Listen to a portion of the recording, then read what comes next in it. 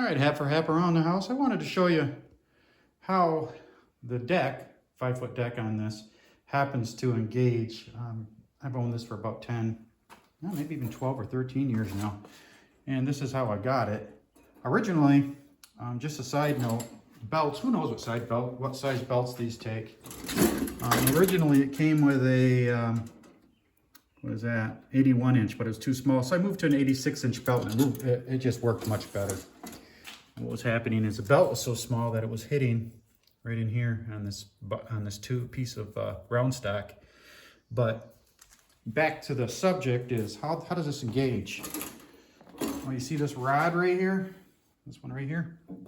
What happens is it's kept underneath this, I think it's a 5/8 socket that somebody welded on a long time ago, and it works, so I haven't messed with it.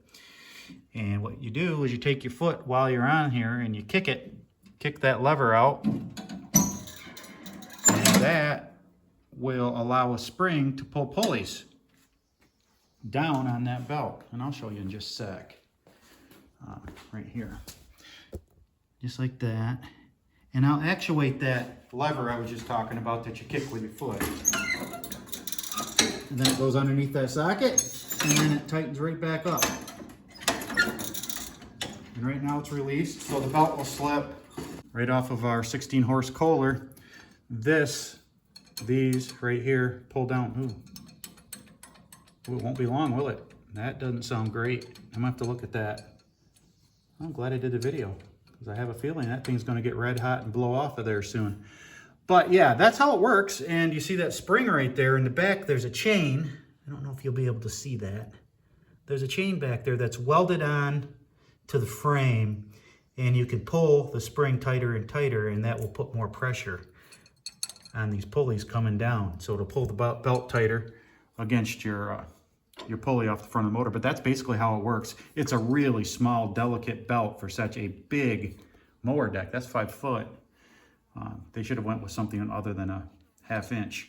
But they didn't. That's what it is. So it works great, but it does slip when you hit thicker grass. So you got to just be mindful of what you're doing and slow down a little bit. But it works really good, and it's cheap. This thing was $600. If you can find one, pick one up. They're really tough tractors.